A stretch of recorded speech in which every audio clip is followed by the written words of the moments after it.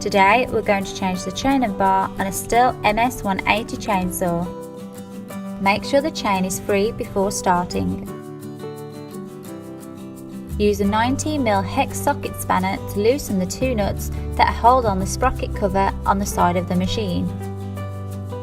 Then use a screwdriver to loosen the chain tensioning screw between the guide bar and the machine. You will notice the chain will begin to slack. Continue to unscrew the two sprocket cover nuts on the side of the machine.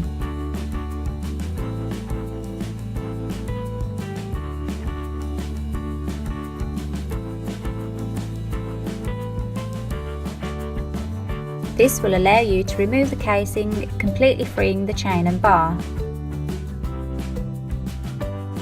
Carefully pull away the chain from the bar until it's fully removed.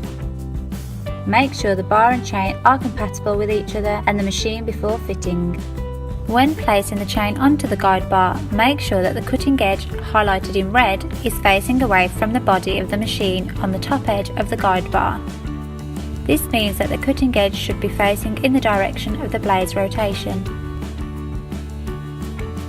Feed the chain around the bar and check that it's seated correctly.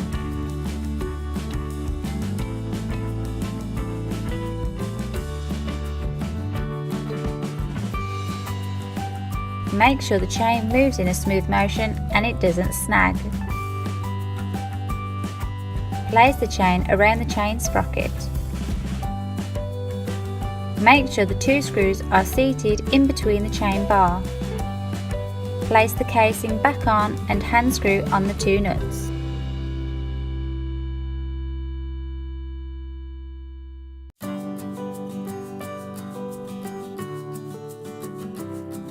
Use a screwdriver to tighten the chain tensioning screw between the guide bar and the machine.